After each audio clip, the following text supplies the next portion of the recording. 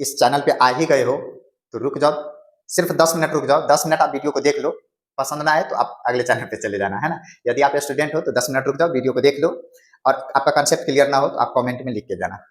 सही है। जय हिंद दोस्तों, स्वागत है आप सभी का आपका अपना यूट्यूब चैनल स्टडी रूट पर।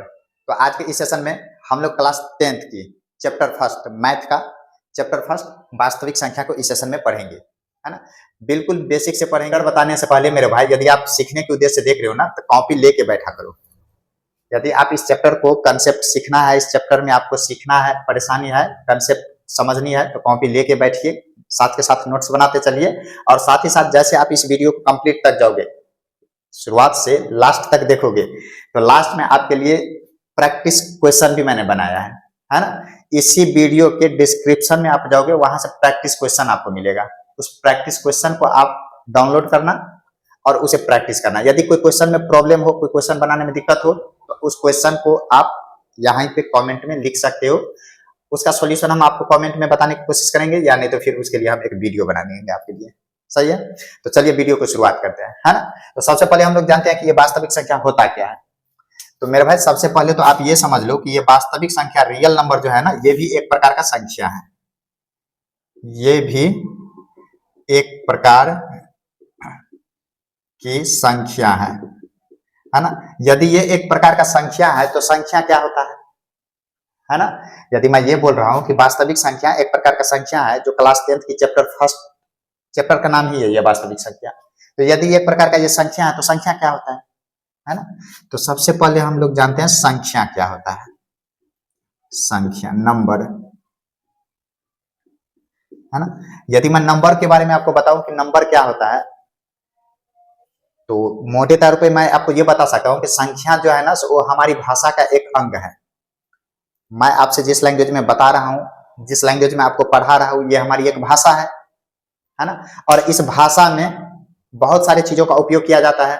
तो उसमें एक संख्या भी एक अंग है। जैसे मानव शरीर है, मानव शरीर में बहुत सारे अंग है, उंगली है, हाथ है, नाक, कान, आंख, ये सब अंग है। उसी तरह से हम जो भाषा में बात कर रहे हैं, है ना, या कोई फिर मान लो ये किसी भी भाषा में आप बात करो, हिंदी, इंग्लिश, उर्दू, मैथिली, किसी भी भाषा में आप बात करो, तो उस भाषा का एक अंग संख्या है। बोलो कैसे कैसे, है ना।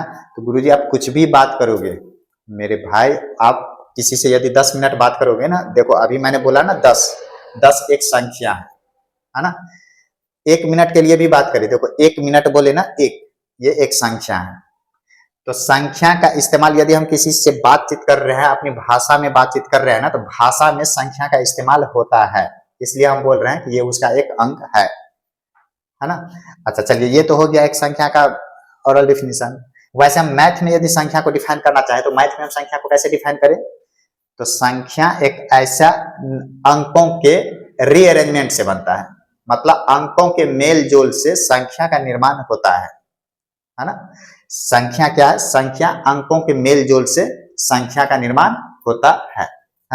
तो इसको हम दो तरीके से लिख सकते हैं कि संख्या हमारी भाषा का एक अभिन्न अंग है।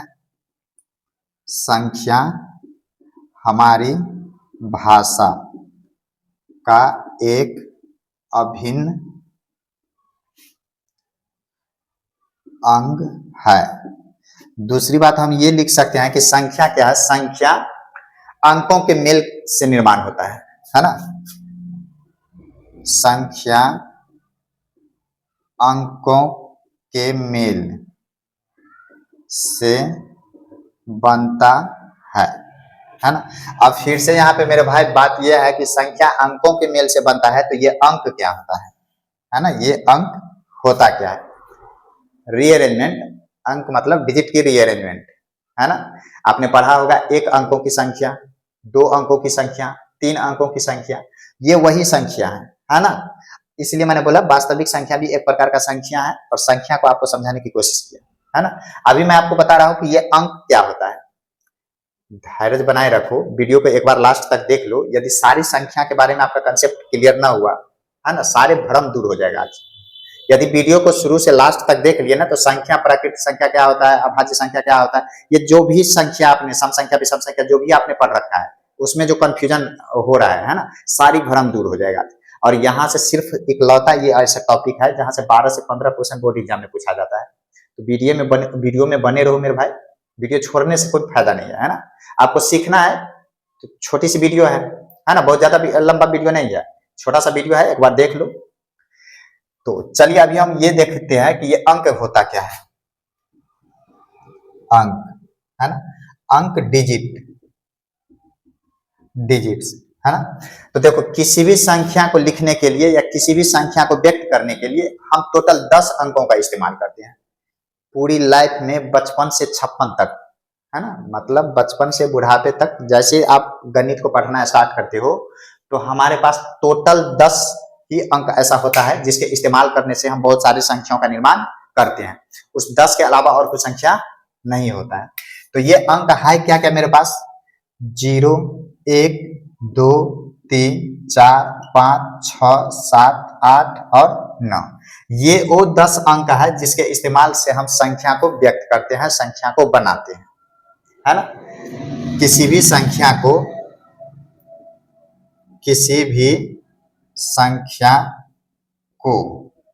व्यक्त करने के लिए 10 अंकों का ही उपयोग करते हैं। ये 10 अंक आपको दिख रहा है ना। तो यहां से हमने आपको संख्या के बारे में समझाने की कोशिश की और अंक के बारे में बताया। अब ये सब हटा करके मैं आपको फिर से दोबारा वास्तविक संख्या के लिए चलता हूं, है ना, क्योंकि टॉपिक हमारा यही है वास्तविक संख्या। तो वास्तविक संख्या है क्या। इस चैप्टर की वेटेज की बात करें तो बिहार में जो बोर्ड एग्जाम हो रहा है, जो आप लोग 10th के स्टूडेंट हो और 2027 में जो एग्जाम दोगे, तो क्या आपको पता है ये इकलौता ऐसा चैप्टर है जो आपको सिर्फ ऑब्जेक्टिव क्वेश्चन के, है ना, सिर्फ ऑब्जेक्टिव में 12 से 15 नंबर दिलाने का क्षमता रखता है। और यहाँ से जो क्वेश्चन पूछे जाते हैं बिहार बोर्ड में, जो ऑब्जेक्टिव क्वेश्चन पूछे जाते हैं वास्तविक संख्या से, बिल्कुल नंबर की पहचान, यदि आप नंबर की पहचान रखते हो कि अभाज्य संख्या क्या है, भाज्य संख्या क्या है, परिमेय संख्या क्या होता है, अपरिमेय संख्या, प्रकृत संख्या, पूर्ण संख्या, इस प्रकार की यदि नंबर की आप ज्ञान रखते हो तो इकलौता ऐसा सब्जेक्ट है जो आपको बोर्ड एग्जाम में 12 नंबर से 15 नंबर दिला सकता है, वो भी ऑब्जेक्टिव क्वेश्चन में, है ना। तो निश्चित तौर पे ये चैप्टर आप लोगों के लिए इंपॉर्टेंट है, महत्वपूर्ण है। और इसकी कंसेप्ट सीखना भी, यदि नंबर लाना चाहते हो तो इसकी कंसेप्ट को सीखना भी आपके लिए महत्वपूर्ण हो जाता है।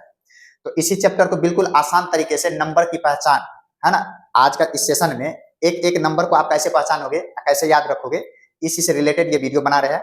इसके अगले और भी बहुत सारे पार्ट्स आएंगे जिसमें इस चैप्टर को पार्ट बाय पार्ट कंप्लीट करेंगे, लेकिन आज के इस सेशन में हम सिर्फ नंबर की पहचान, नंबर का वर्गीकरण बताएंगे, नंबर की पहचान आपको। यदि मैं आपको दोस्त संख्या के बारे में बताऊं तो संख्या का जो बंटवारा हुआ है, संख्याओं का प्रकार, है ना, संख्या का वर्गीकरण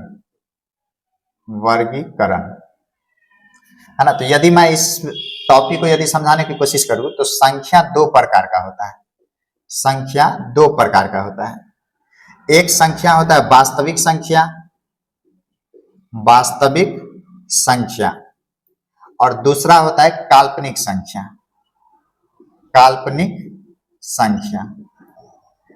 है ना।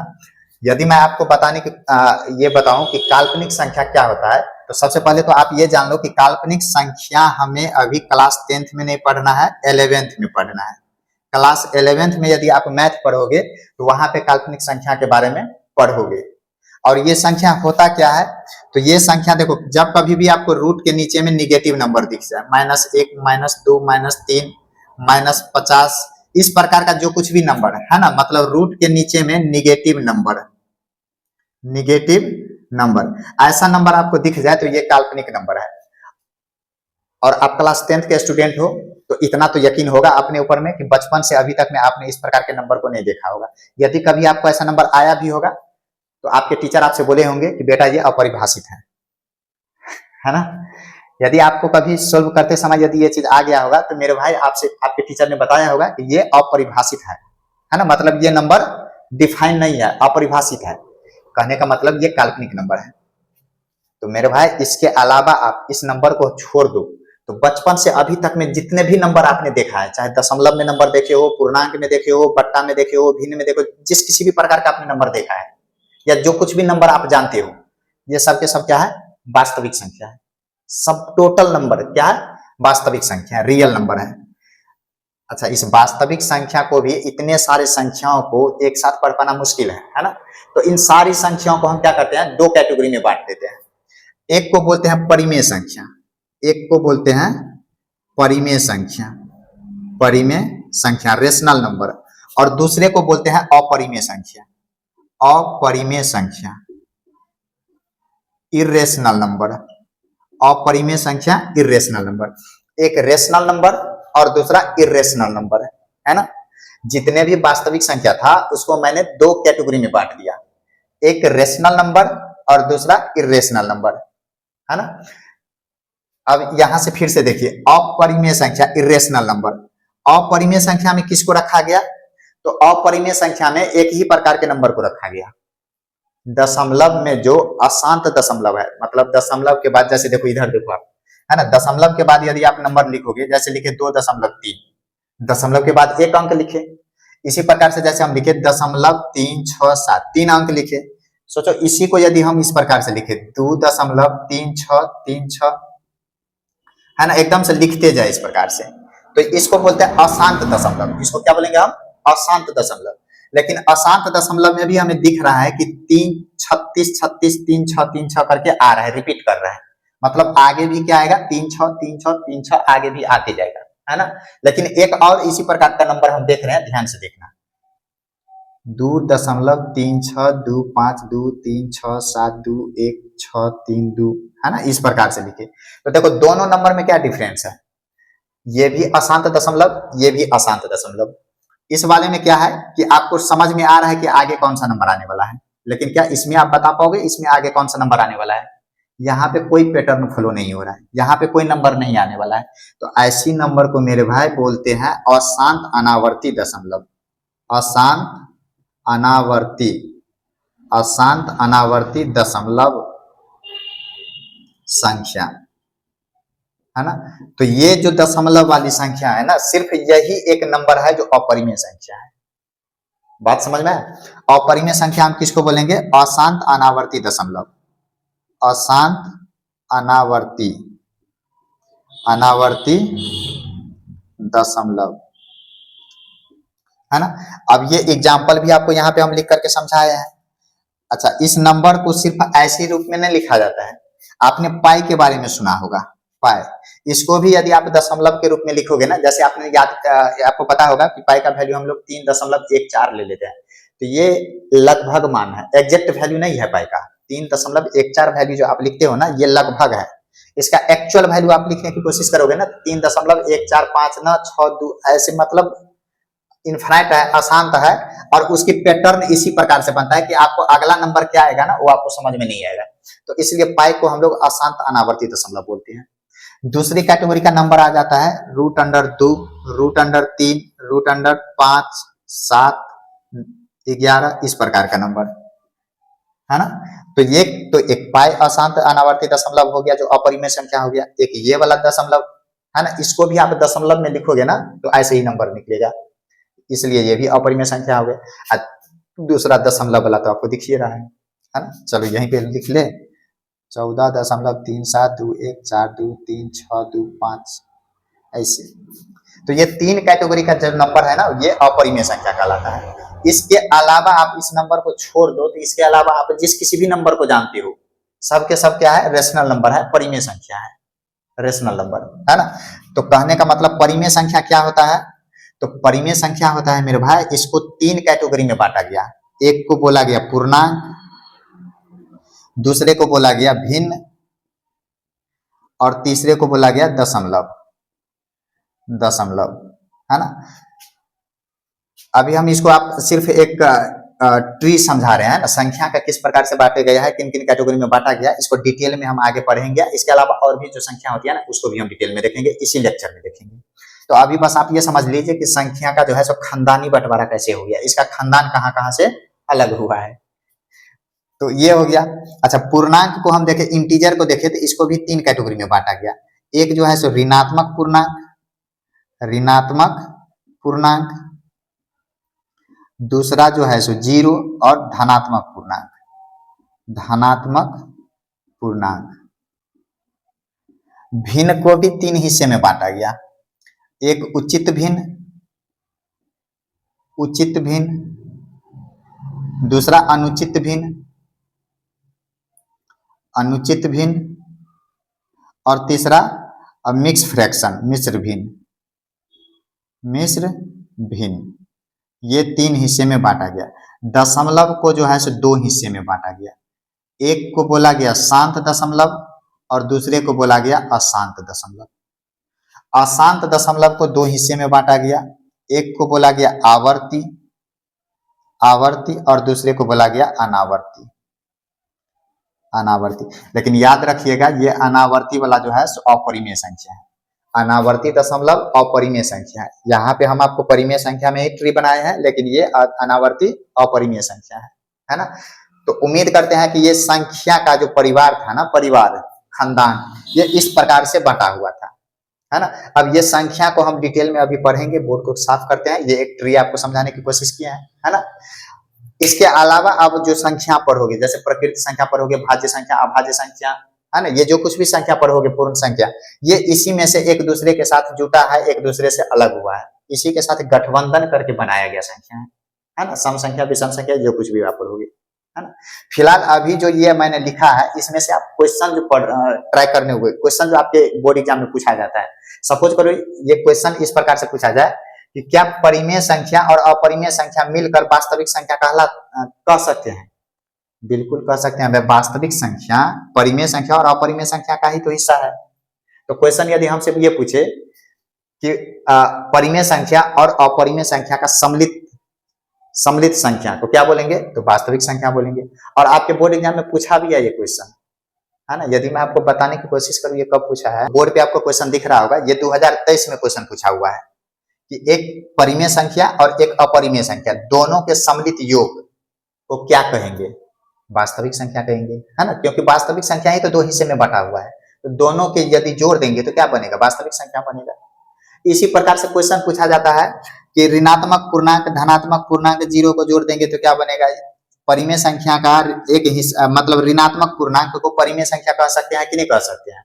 तो भाई परिमेय संख्या में से ही तो निकलते निकलते ऋणात्मक पूर्णांक बना है, तो बिल्कुल इसको हम इस संख्या को परिमेय संख्या कह सकते हैं, है ना। तो इस प्रकार के बहुत सारे क्वेश्चन आपके बोर्ड एग्जाम में पूछा है, और कुछ एक्स्ट्रा क्वेश्चन भी बना करके आपके प्रैक्टिस के लिए हम डिस्क्रिप्शन बॉक्स में प्रैक्टिस सेट एक दे रखे हैं, है ना। यदि आप इस लेक्चर को पूरा देखते हो तो देखने के बाद उस प्रैक्टिस पेपर को आप डाउनलोड कीजिए।